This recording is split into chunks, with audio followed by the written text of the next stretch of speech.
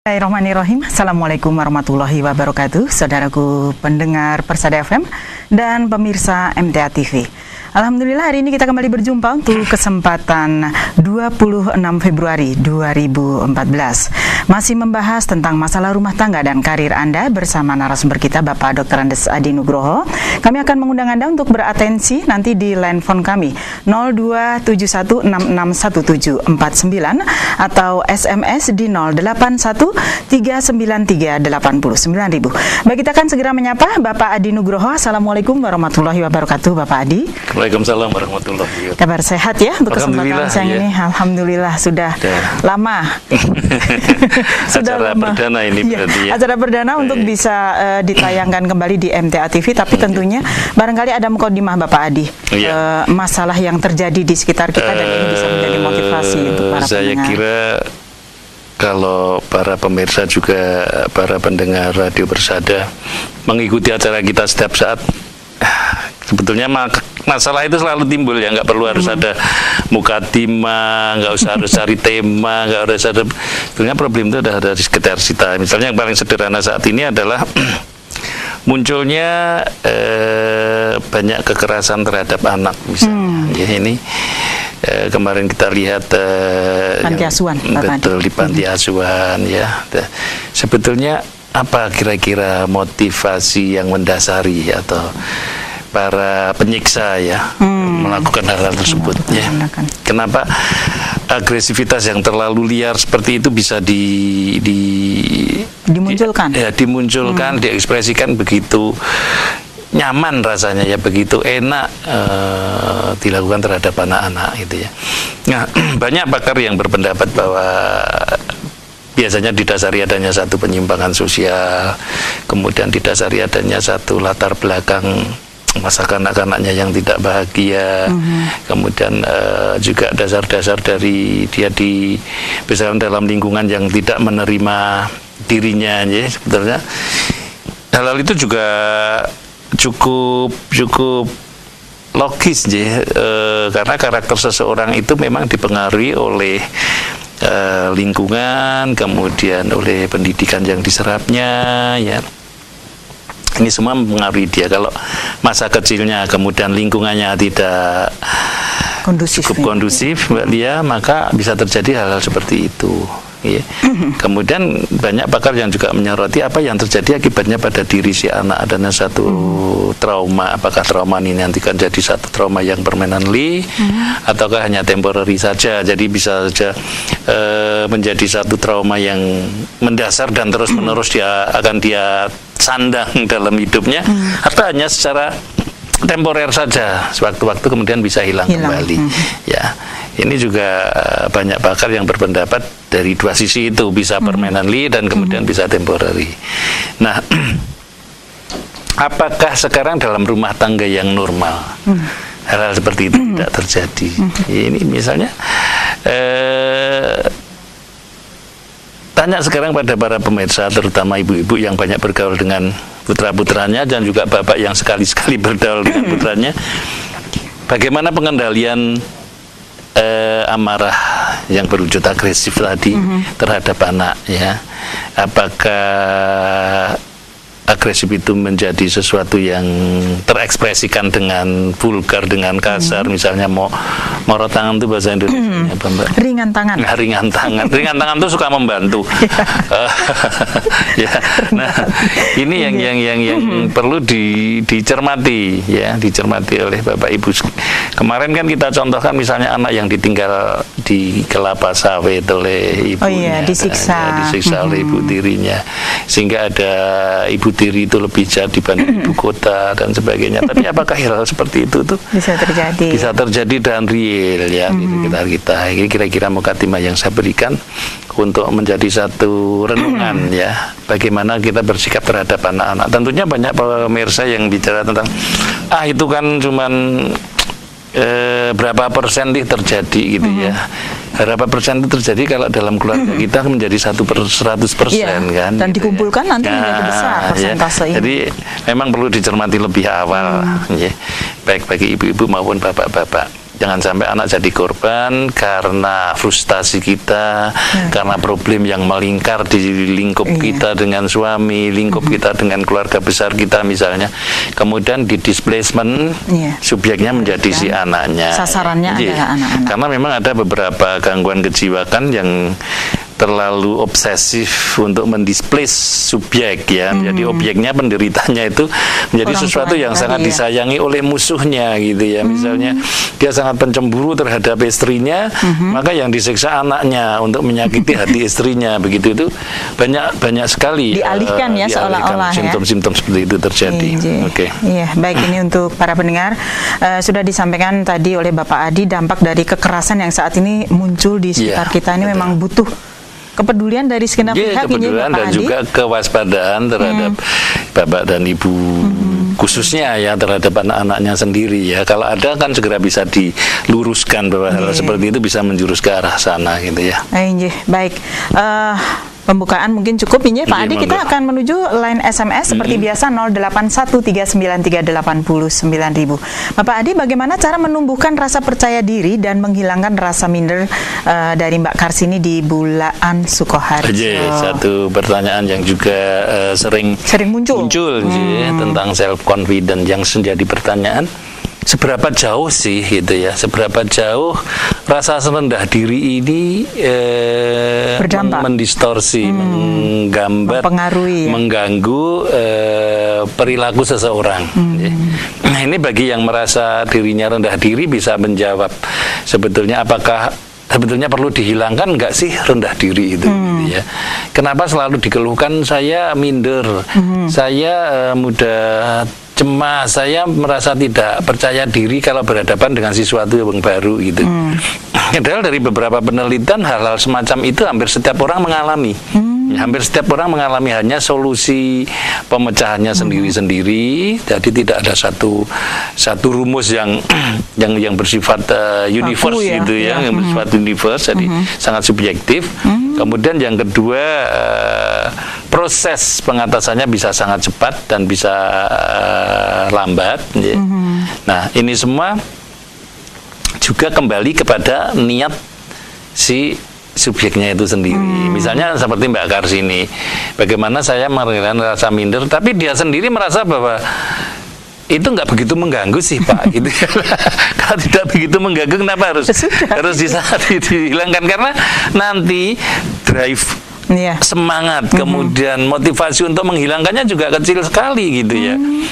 Yang jadi problem sebetulnya keengganan dia bersosialisasi misalnya. Kemudian kemalasan dia untuk bersilaturahmi, tapi alasannya yang dipakai adalah aku minder gitu. Lah ini beda.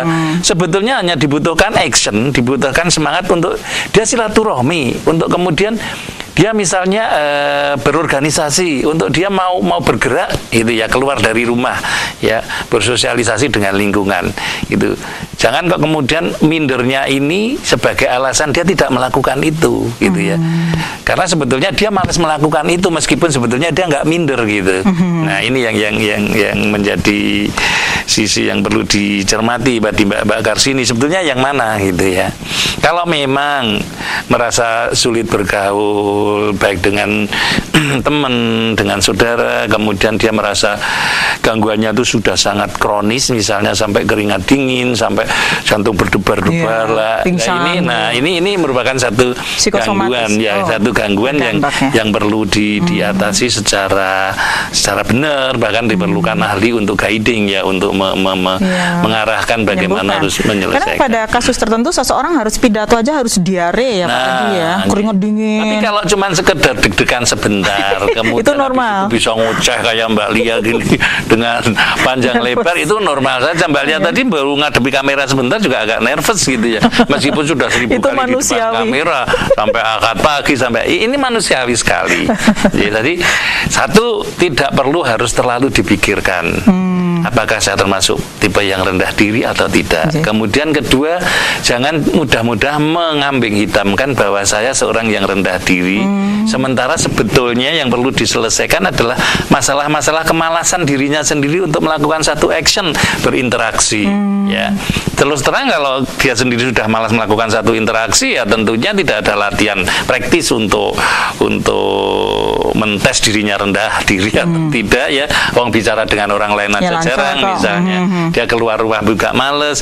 Atau yang terakhir yang memang agak fatal dan perlu diselesaikan adalah dia sendiri seasik dengan dunianya sendiri, ya. Asik dengan hobinya di rumah, asik dengan khayalan-khayalannya di semakin rumah. Menjauhkan dari interaksi dengan manusia yang lain, sehingga bisa jadi antisosial. Semua yang bersifat sosial menjadi sesuatu yang menurut dia tidak produktif, sesuatu yang menurut dia hanya menimbulkan masalah. Lah ini yang malah harus segera diatasi, bukan masalah minder dan tidaknya gitu. Ini baik para pendengar juga pemirsa MTA TV, Anda bisa menyimak siaran ini di www.mtatv.net ya. Dan saat ini Anda tengah menyimak siaran Ruang Psikologi dan masih bersama Bapak Adi Nugroho. Ya Bapak Adi, ini pertanyaan berikutnya. Suami saya merantau di luar kota, belum ikut mengaji Bapak Adi. Akhir-akhir ini beliau sering berkeluh kesah tentang kemerosotan penghasilan. Sedangkan saya sebagai ibu rumah tangga yang mengasuh 2 anak yang masih kecil-kecil, saya hanya bisa support dan menasehati agar lebih sabar. Tetapi semua nasihat saya tidak dihiraukan. Setiap hari beliau selalu telepon dan masih berkeluh kesah. Bagaimana yang bisa saya lakukan sebagai seorang istri, cara saya untuk menyikapi masalah ini? Mohon nasihat Bapak Adi. Istri dalam hal ini akan berlaku acting as, ya, berlaku sebagai, bisa sebagai sahabat, ya, kemudian bisa sebagai advisor itu apa, nasihat, ya, juga bisa sebagai kawan yang dalam hal ini sangat dipercaya untuk menerima sampah dari suaminya. Nah, ini yang paling mudah saat ini sebelum menjadi sahabat, menjadi advisor, konsultan adalah menjadi tempat sampah dulu. Biarlah katup-katup tekanan sang suami dikempesin ini pelan-pelan ya Pak Adi ya, keluar secara verbal lewat telepon, meskipun itu ngabisin pulsa. Nggak usah disinggung tentang paham bahwa wis topa naik kundur, nggak usah disinggung. Nanti kalau pulang topa kita cerita, nggak usah, karena saat itu tekanan yang terbesar ya saat dia ngangkat telepon gitu ya. Maka dia butuh, jadi nggak usah diingatkan betapa banyak pulsa yang terbuang cuma-cuma hanya karena Bapak berkeluh dan saya tidak bicara sama sekali, hanya mendengar gitu. Alhamdulillah bahwa Bapak masih punya inisiatif untuk menelpon Anda, istrinya, dan merasa nyaman dengan untuk sharing tadi. Ini disyukuri sekali ya. Atas pertama, penjaga pendengar yang baik. Sebelum dimintain advice nggak usah sok menjadi penasehat gitu. Tadi yang sabar apa itu belum perlu. Nggak perlu sabar. Kecuali dia menurut kamu gimana, Mah? Ya. Kalau sudah diminta. Karena pada saat itu mendikte, mengadvis suami sama dengan mendikte, dan laki-laki itu paling tidak suka didikte. Jadi iya Pak, itu kurang apa lagi lah. Buat pertanyaan-pertanyaan yang mensupport supaya keluhannya keluar. Penggebosannya bisa total begitu ya. Jangan terus menjadi arguing, jangan menjadi satu perdebatan nek nurut saya lah gitu ya. Kalau sudah apa itu keliru, apalagi sudah menyalahkan gitu ya, ini udah keliru sekali. Jadi jangan sampai hal itu terjadi. Jadi ini jadi pendengar yang baik. Kemudian pancing pertanyaan-pertanyaan yang sifatnya bukan argue, bukan meringankan masalahnya, bukan, tetapi mensupport supaya tekanan-tekanan itu keluar ke lebih ke empati Pak. Ya, merasa Anda harus berpikir seakan-akan menjadi suami penjenengan. Jangan kok nek aku penjenengan bukan suami penjenengan. Jadi berusaha untuk memikir ya nek sepandainya aku jadi suamiku lah gitu ya. Dengan beban harus ngeragati aku karena anak-anakku. Nah, sampai pendapatannya merasa memang terjadi kecemasan. Lah, kesadaran itu yang membuat penjenengan akan melemparkan pertanyaan-pertanyaan yang mensupport suami. Pertanyaan yang mensupport suami untuk berkeluh kesah. Sampai suatu saat piye to kok malah mbok takoni terus aku. Piye to kok meneng gue. Lah pripun ya, gimana Bapak menginginkannya gimana? Aku lah kalau gini ini sudah boleh aku. Aku itu tenang wae kok. Aku itu percaya Allah lah, baru begitu ya. Jadi ya anak sudah ditanya, piye to kok beneng wae, nek mama piye lah. Kalau sudah mama piye berarti dia butuh pendapat, butuh support. Enggak usah disalahkan. Tapi ceritakan kembali tentang panjenengan menerima kenyataan suami kurang pendapatannya. Ya, nah, ini baru dibesarkan hatinya bahwa keluarga tetap steady, nggak ada masalah yang besar. Rezeki itu kan kalau kita nanti, nah gitu ya. Jadi berusaha untuk motivasi kita baru keluar. Not a big deal Pak, gitu ya. Jadi secara mesranya itu nggak masalah sayang. Pokoknya papa itu masih hidup, masih sehat, masih bisa telepon gitu ya. Gitu ya. Ya jadi nggak apa-apa ya ibu ini terima telepon dari suami. Ya terima telepon, dipancing dulu supaya telepon gitu ya. Kalau bahkan kalau tidak telepon ditelepon, kok tumben papa nggak telepon pagi ini gitu ya. Ditunggu curhatnya loh Pak, kan gitu. Lego gitu ya. Cerita sama mamaku udah lega, apalagi mama bilang gitu, saya tak pikirkan tuh mama sama anak-anak. Kenapa aku aja santai kok lah, gitu ya. Oke. Baik, untuk line phone seperti biasa kami mengundang Anda, tetapi di 661749 kode kota Solo adalah 0271. Ya, 0271 661749. Baik, kembali ke line SMS Bapak Adi. Kedewasaan ini apakah harus dipelajari? Usahanya harus diubah, rencana mengubah ini bagaimana Pak? Dari pendengar di Ungaran. Kalau tahu jumping ke kedewasaan ini maksudnya apa? Ketika dia merasa dirinya belum dewasa mungkin Pak Adi. Kedewasaan ini harus dipelajari. Apa maksudnya tadi? Pak Adi, kedewasaan ini apakah harus dipelajari atau diusahakan diubah? Nah, jadi mengikhtiarkan supaya diri kita itu jadi dewasa seperti itu Pak Adi.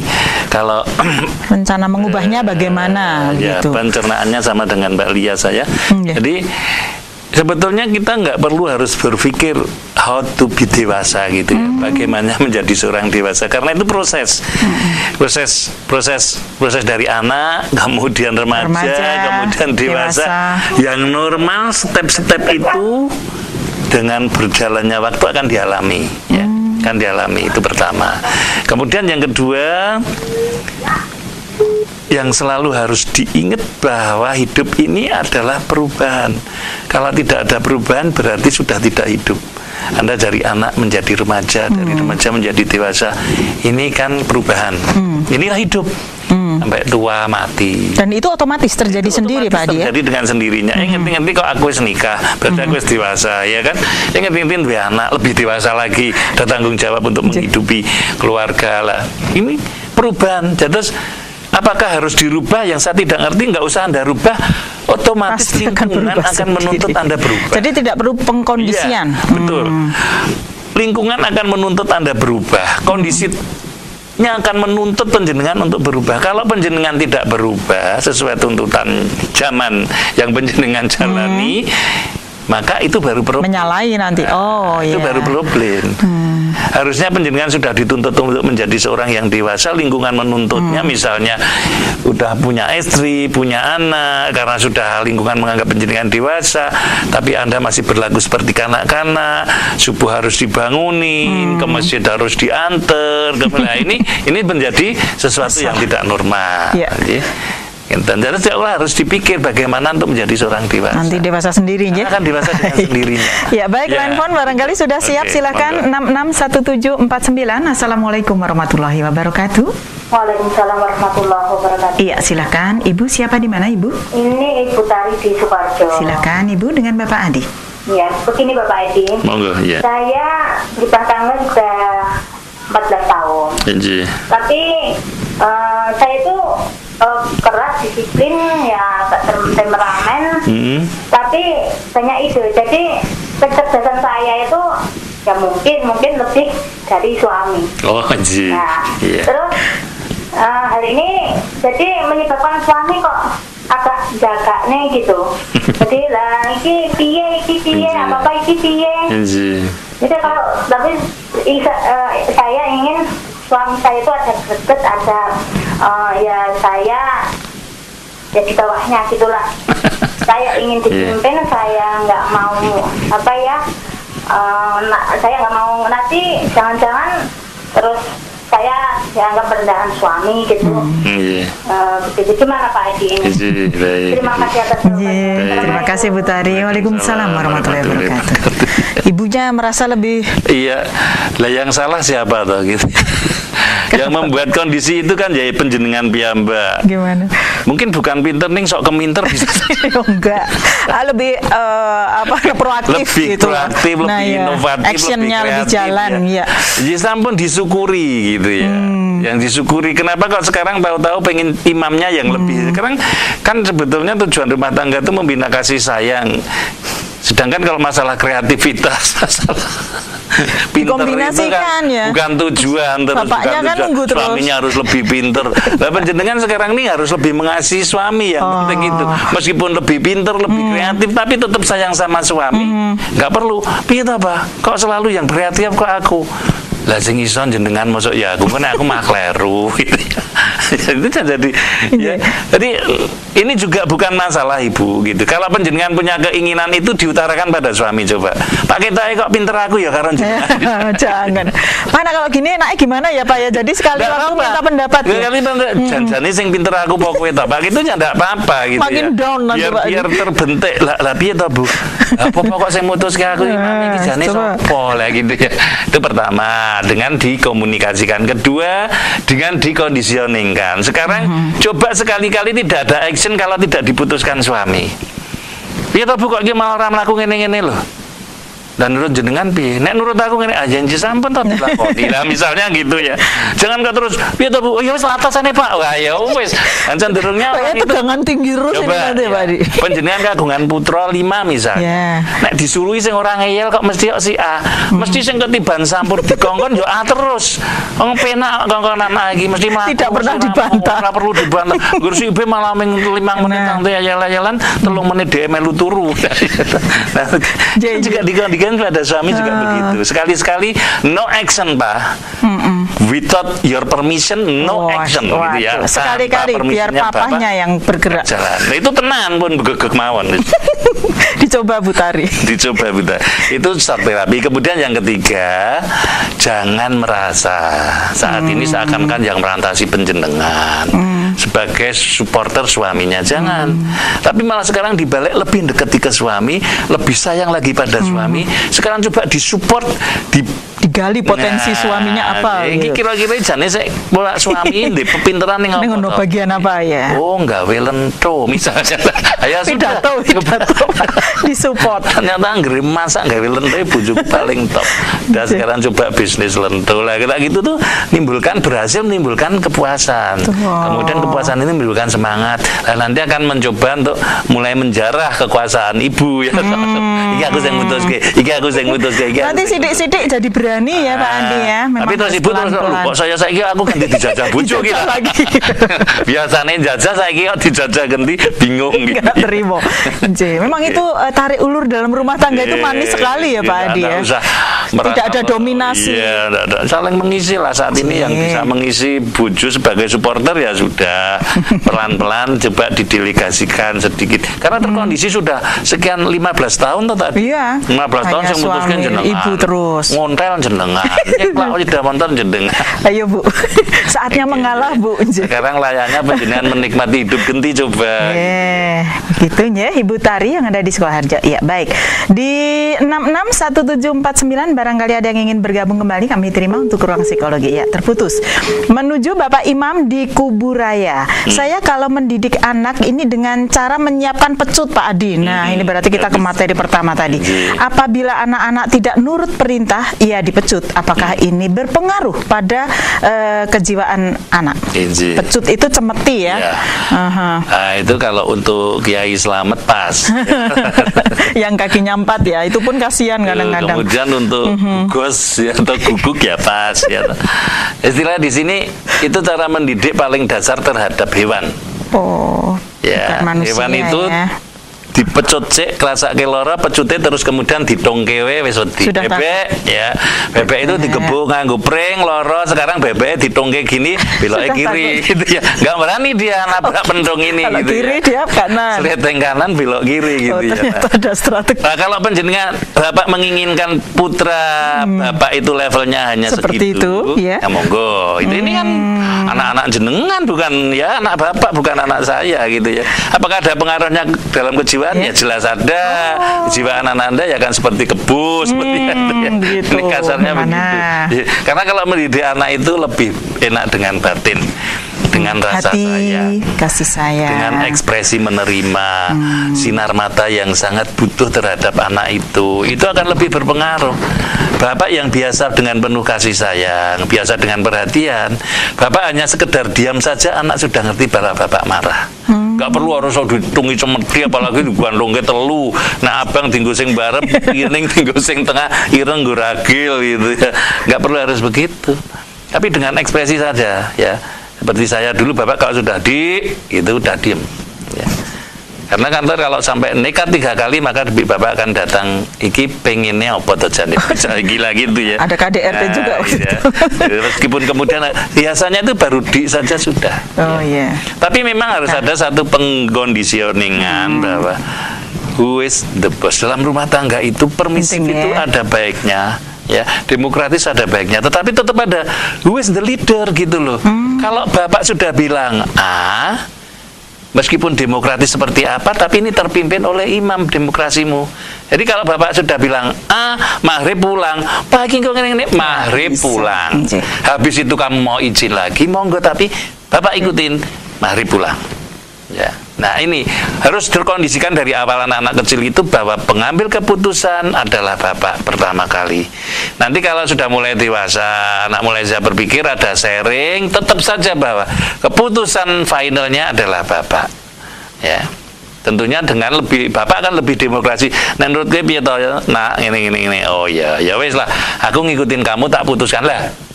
Ngikutin pendapat anak, tapi yang putuskan Bapak, bukan kok ya wes lah melaku kowe lah, bukan begitu. Ya keputusannya Bapak, ya sudah. Sekarang menurut Bapak cocok karo pendapatmu gini-gini lah. Tetap kan leadernya adalah Bapak. Nah, pengkondisioningkan who is the leader, siapa sih yang pimpin di sini, itu perlu di manajemen manapun harus ditunjukkan siapa pemimpinnya.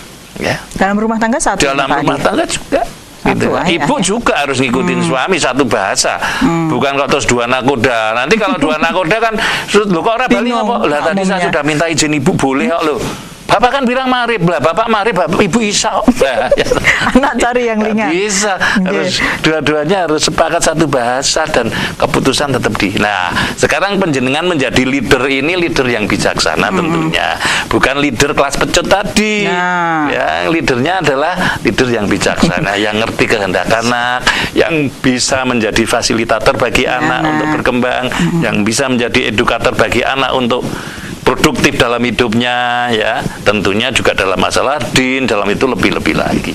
Ini memang jadi perhatian kita semua bahwa kekerasan itu memang harus ditiadakan. Ini bagian dari kekerasan ya Pak ya? Kekerasan emosional itu lebih jahat.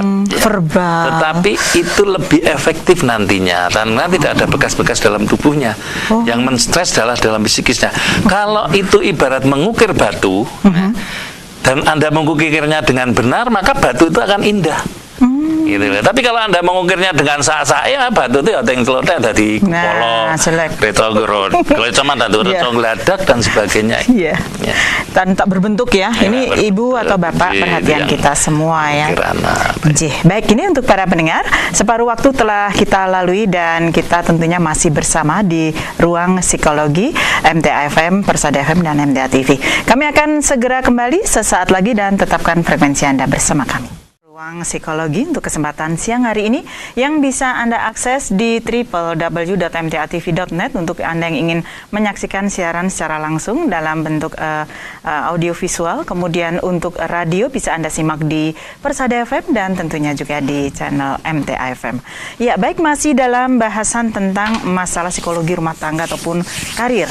Kita masih akan mencoba membahas beberapa pertanyaan dan line phone barangkali sudah ada yang bergabung, silahkan di 0812661749. Assalamualaikum warahmatullahi wabarakatuh. Halo.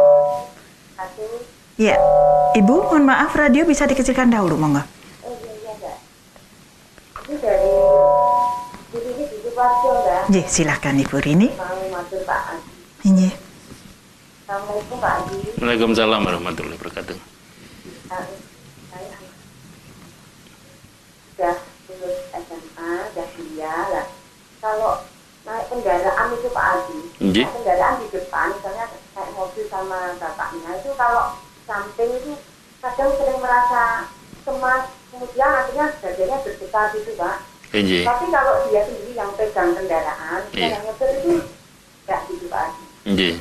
Itu dirasakannya itu setelah waktu SMA itu gurunya itu meninggal Pak, meninggal secara mendadak gitu, dia tidak sakit gitu lah. Kebetulan anak saya itu dekat sekali memang sama gurunya gitu Pak Adi. Solusinya ini gimana Pak Adi? Karena ini kalau mau pergi itu akhirnya jadi dia agak takut gitu, agak rasa-rasa gitu Pak. Kalau duduknya di belakang tidak apa-apa Ibu? Kalau di belakang kadang juga merasakan, tapi tidak seperti kalau pas di depan Pak. Iya. Kalau untuk yang lain sudah saya periksakan mungkin ke secara kesehatan, maksudnya ini enggak sakit secara organnya memang enggak apa-apa. Paru-paru atau jantung atau Pak. Mohon solusinya Pak. Karena ini kelihatannya sering seperti ini. Demikian Pak Adi. Baik. Ya, baik. Terima kasih Bu Sri. Ini Waalaikumsalam warahmatullahi wabarakatuh. Berdebar-debar, tapi kalau posisinya di samping sopir. Kalau duduk di belakang tidak terlalu berdebar-debar. Pengalaman menyaksikan gurunya meninggal ya. Memang adanya experience traumatik misalnya. Trauma yang diakibatkan oleh pengalaman, ya misalnya mengalami satu kejadian meskipun tidak dialami oleh dirinya sendiri, misalnya yang kecelakaan temannya, kemudian dia sendiri tidak ikut kecelakaan tersebut, hanya kemudian imajinasinya yang jalan, ya begitu ngerinya dan sebagainya dan sebagainya. Nah, ini membekas kemudian jadi satu trauma. Cara menghilangkannya sebagaimana dengan fobia, juga trauma-trauma yang lain, jadi dibenturkan pada realitas yang seharusnya. Jadi dia ditarik lagi ke realitas bahwa sebetulnya itu hanya bayanganmu, sebetulnya itu hanya imajinasimu, sebetulnya itu hanya gambaran-gambaranmu saja. Untuk itu misalnya saya tanya tadi, kalau lenggah duduk di depan misalnya debar-debarnya kencang, sekarang duduknya di belakang dulu, berlatih. Ya, duduknya di belakang. Mengurangi ketakutan ya Pak Adi. Kemudian kalau dia tadinya biasa nyopir, ya kemudian sekarang dibiasakan juga nyopir. Jadi tidak duduk di samping, tetapi malah nyopir kalau sekalian. Kalau nyetir sendiri katanya malah nggak apa-apa. Nah, makanya nyetir sendiri ya sudah. Sekarang perbanyak aja frekuensi nyetirnya. Ya, intensif nyopir atau kalau pas duduk di belakang, ya kemudian sekali-sekali duduk di samping. Nanti lama-lama kan ada satu perubahan. Ya, lama-lama kan ada satu perubahan bahwa apa yang dia takutkan nggak akan terjadi lagi, gitu ya. Biasanya seorang yang handle dalam nyopir itu kalau duduk di samping sopir orang lain, dia juga akan begitu. Dia agak sedikit stres karena apa yang menjadi habit dia, kebiasaan dia nyopir, refleks ke dirinya tidak sama dengan apa yang jadi habit sopir di sampingnya. Harusnya sudah masuk sekian, ini aku masuk gitu. Belum ya. Masuk ini. Digas, ini malah di belakangnya terus. Nah, jadi dia sendiri capek gitu ya. Jadi merasa capek. Nah, itu juga hampir sama seperti itu. Hanya di sini kecemasan yang muncul. Kalau yang ini adalah bedanya cara pegang mobil dan kebiasaan mempengaruhi keputusan-keputusan yang diambil kalau dia nyopir, tapi tidak dilakukan oleh sopir yang sedang pegang kemudi. Akibatnya kan jadi capek ya, terus ya, harus ngiri gitu. Ini nggak ngiri, harus ngerem ini nggak ngerem. Itu kalau yang si sini ini si anak, sedangkan yang di sampingnya bapak, si anak jadi capek nyopirnya. Bapak ini papa wes sing nyopir aja aku. Oh nggak percaya banget. Ya bapak wes yang mlebu dhewe aku urung ya gitu ya. Ini kalau jalan-jalan begitu. Jadi ibu sederhananya kalau biasa nyopir ya tetap nyopir aja. Ya sekarang ini wes ben Mas sing nyopir ya. Misalnya lagi capek, ya wes kita nungguin yang buri orang yang jaga bapak. Itu intens selalu. Diminimalisir dulu posisi yang depan samping sopir tadi. Kalau sudah begitu, mbak coba toli kan ora masalah toh. Sekarang kamu coba nyopir bisa ini. Sekarang kamu di sini. Kemungkinan cemasmu itu karena kebiasaan nyopirmu. bukan kok karena trauma Pak Guru ya. Gitu ya. Ini ada dampak jangka panjang tidak ini Pak Adi kalau hal ini dibiarkan? Sebetulnya sih ya nggak akan begitu mengganggu ya dalam kehidupan. Ya sudahlah, nggak duduk di situ. Ya sudahlah, saya yang nyopir itu kan satu solusi gitu ya. Tapi kalau pas harus dipaksa duduk di situ karena kondisi lah, ini jadi capek kan, jadi stres, jadi ini. Tadi seperti yang depresi sampai keringat dingin sampai debar-debar sampai ini. Kalau orang lain tahu, ya wes lu gendeng burito misalnya. Tapi kalau teman-temannya nggak tahu, posisi langsung di depan. Masuk ngarep lawang lanang lah gitu misalnya. Ya, baik, ini menuju line SMS kembali. Bapak Adi, bagaimana menghilangkan rasa sakit hati akibat disakiti pacar dahulu? Apa obatnya? Tapi sekarang saya sudah nggak ngaji kok. Saya nggak pacaran kok, karena saya sudah ngaji. Alhamdulillah. Ya, sudah. Nanti kan lama-lama ya hilang rasa sakit hatinya gitu ya. Sama dengan rasa suka. Rasa suka kalau lama nggak ketemu sama yang disukai ya hilang. Ya, jadi itu perlu dipupuk dan perlu hilangnya itu juga nanti dengan sendirinya, nggak perlu harus dipikir terus. Nanti lama-lama loh kok wis ora krasa dendam ya carana itu ya. Tapi kalau Anda semakin mencoba mikir nggak dendam, berusaah melupakan, malah semakin dipasang, ya toh fotonya pasang tinggal titis-titisan ya. Nah itu bisa mikir terus gitu ya. Jadi alami saja. Saat ini sedang mangkal-mangkalnya ya boleh lah ya, tapi nanti lama-lama itu akan hilang, itu percaya itu akan hilang nanti. Nggak mungkin dendam itu akan terbawa terus. Kalau sudah lama nggak ketemu anaknya, kemudian sudah lama nggak dengar tentang dia, Anda nggak punya kesan sama sekali tentang dia, mau apa lagi? Di memori Anda kan sudah ditumpuk dengan hal-hal yang baru yang lebih menyenangkan. Oh, dengan ngaji rasanya lebih tentrem ya. Penyakit hati itu lama-lama hilang karena Quran itu penyakit hati dan itu didengar terus. Alhamdulillah, nanti cobalah, insya Allah hilang dengan sendirinya, nggak usah mbok pikir gitu ya. Oke, jadi bagaimana cara menghilangkannya? Yang ngaji tadi. Itu obat paling mujarab. Ya, baik, ini untuk para pendengar kami masih membuka untuk line phone 661749 ya, untuk line phone-nya, dan line SMS di 081393892000. Baik. Assalamualaikum warahmatullahi wabarakatuh. Ya, silakan Ibu. Mohon maaf, radio bisa dikecilkan dahulu, monggo. Ya, silakan. Waalaikumsalam, Ji. Saya tidak jadi mau bertanya, suami saya sholatnya itu kok ya sholat, tapi saya kok punya pikiran ragu itu gimana ya gitu. Punya pikiran apa Ibu? Ya sholat tapi ragu. Ya. Tohiriyahnya sholat tapi penjenengan ragu gitu. Iya. Oh iya. Terima kasih Ibu di Klaten. Waalaikumsalam. Kalau kita dengar Al-Ustaz mensitir satu hadis dari Nabi bahwa takwa itu adanya di dada. Sebetulnya kita itu harusnya selalu kusnudon, apalagi terhadap suami yang secara lahiriah sudah melakukan sholat 5 waktu in time misalnya. In time itu tepat waktu, begitu adzan sholat, begitu adzan sholat gitu ya. Kalau tidak ya on time, masih dalam waktunya, belum sampai melonjak ke waktu sholat yang seterusnya ya. Itu kita nggak perlu harus apa yang diragukan gitu ya. Apa yang diragukan, uang sholat kok isih ngombe lah gitu ya. Ini baru. Kalau ada fakta-fakta yang lain yang membuat bahwa sholat itu tidak kemudian mendasari perjalanan hidupnya, perilakunya lah, itu sholatnya ya cuman jengkang-jengking itu tadi dapatnya gitu ya. Perlu cuman seremonial sholatnya yang dia dapat, tetapi tidak menjadi pakar ya untuk mencegah perbuatan-perbuatan yang fasik gitu ya, perbuatan yang berlebihan ya. Nah ternyata sholat kok papai isih miso, sholat kok ternyata papai isih karo aku ngantemi, sholat kok ternyata kok senangane nyiksa cacile lah itu sholat bukan secara dohiriyah sholat, tapi lah kalau tidak ada fakta-fakta yang membuat penjenengan meragukan sholatnya ya sudah, apa yang perlu dikhawatirkan gitu ya. Terus nun sewu, istilahnya sekarang ini sholat hanya untuk genep-genep, tapi perilakunya masih menerak larangan Allah ya, tidak pernah menjalankan perintah yang lain selain sholat. Nah ini perlu dibok menowo, suami belum ngerti harus dingertikan. Yang membedakan Islam dengan kafir itu sholatnya, karena sholat itulah ini kemudian diolah. Ya mungkin nggak ngerti sholat ya sekedar ini aku rapi sholat. Iya, paling jenis sholat itu menjadi arti sholat yang sesungguhnya. Kalau wonten cara-cara yang lain mungkin yang belum tahu gitu ya. Terus gimana solusinya? Ya digretai untuk ngaji supaya terbuka hatinya. Pengetahuannya tentang agama juga bertambah. Oh ternyata nek wis salat ki ora bareng ngene iki. Oh ternyata salat iki ora salat tok. Ono urutane terus zakat. Itu jadi satu, enggak boleh dihilangkan salah satunya.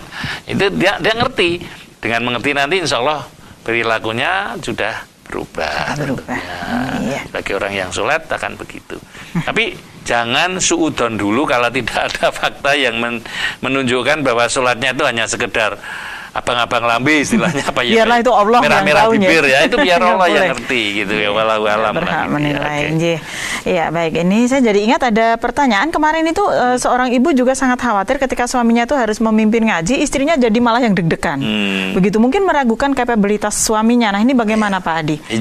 Ya tentunya itu hak imam ya, imam untuk berdakwah ya, sebaik-baiknya seruan itu seruan untuk mengajak ke jalan Allah. Lah, kalau suami sudah melakukan itu kenapa harus deg-degan?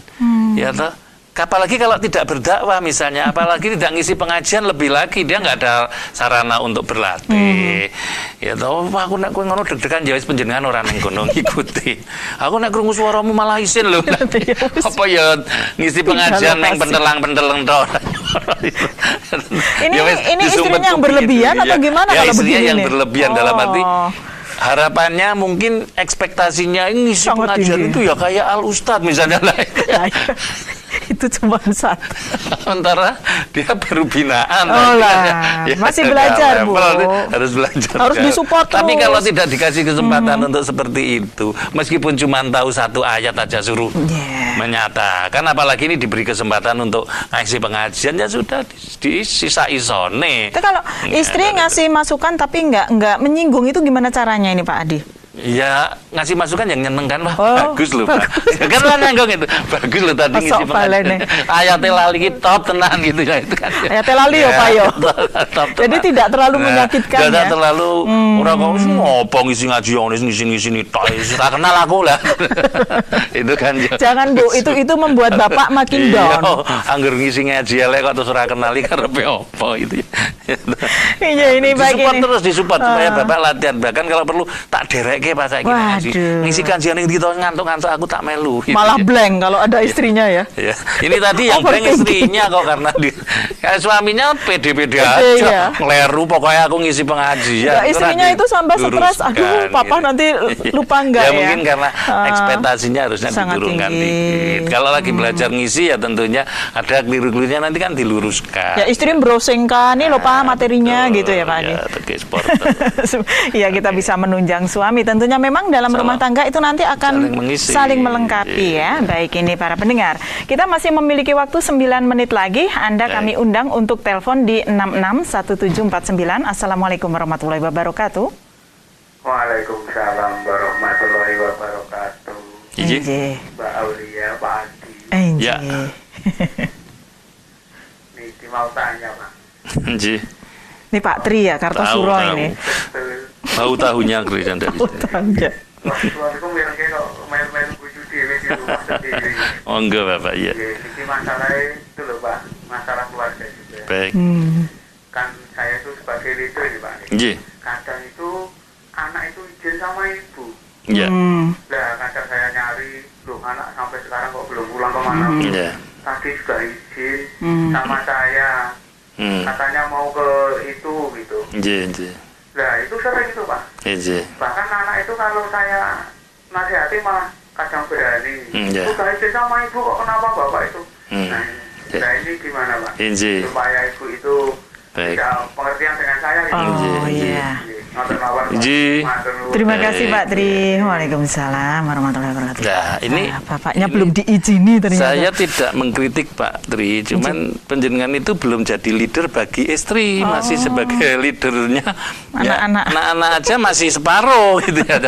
Belum total. Jadi jangan menepuk dada saya itu leader loh Pak. Bukan, penjenengan belum leader.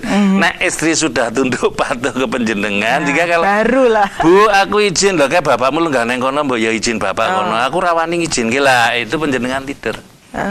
Jadi sederhana Pak Tri, dites sekarang.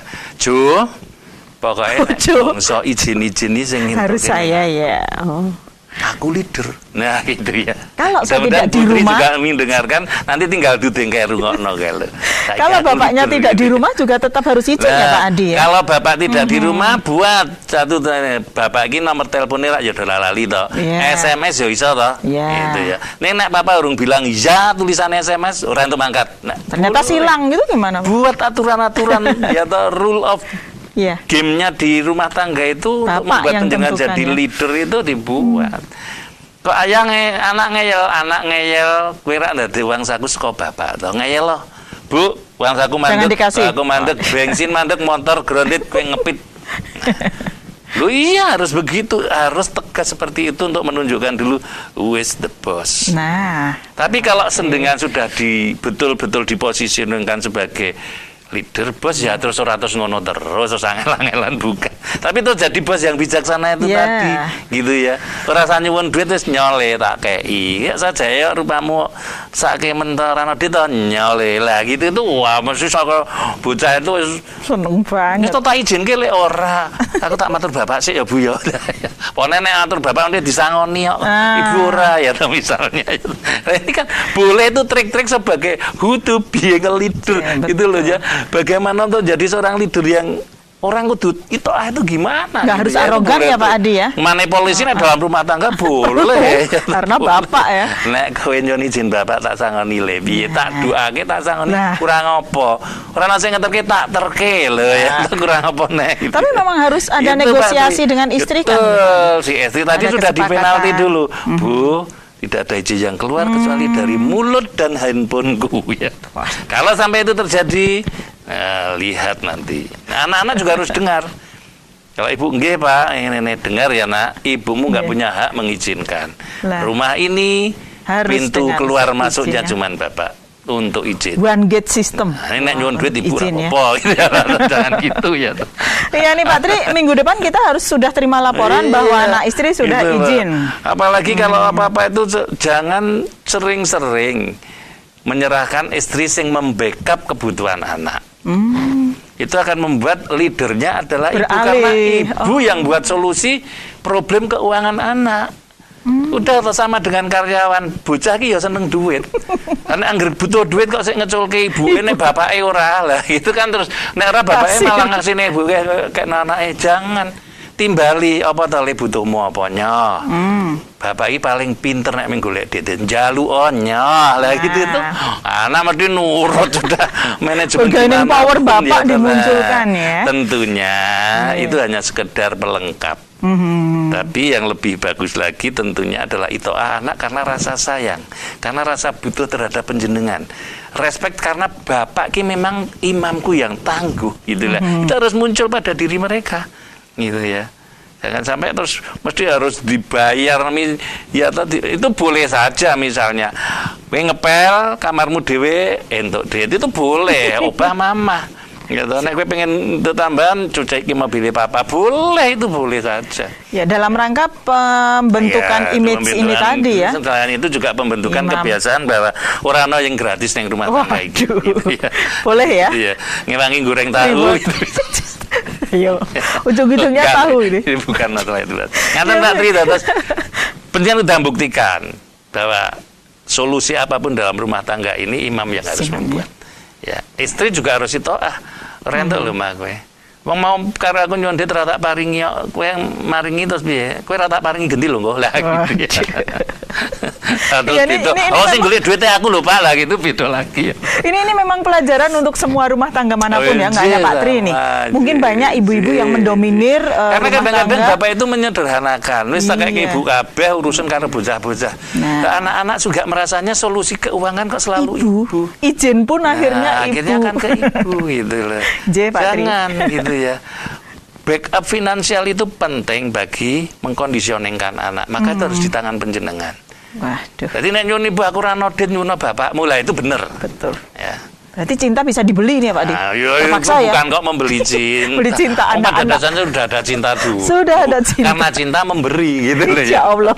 Nanti cinta memang akan terus dibagi dalam ruang psikologi ya Pak Adi ya. Kita akan selalu berupaya memperbaiki yang sudah lalu untuk menjadi lebih baik lagi. Dan kita bahasnya dengan santai Mbak. Iya, memang harus begitu. Lebih nyaman lah kita diskusi sudah masalah yang gede harus. Nanti kita terbawa stres ya Pak Adi. Serius nanti saya nggak hitam rambutnya jadi putih semua. Ya baik, ini Bapak Adi tanpa terasa kita sudah sampai di penghujung waktu. Insya Allah kita akan jumpa lagi pada kesempatan yang akan datang. Dan terima kasih banyak untuk waktunya Bapak Adi. Selamat melanjutkan aktivitas kembali. Dan saudaraku pendengar, kita sudah sampai di penghujung acara untuk Ruang Psikologi di kesempatan siang hari ini. Terima kasih untuk kebersamaannya. Saya Aulia Diris Mondiri. Assalamualaikum warahmatullahi wabarakatuh.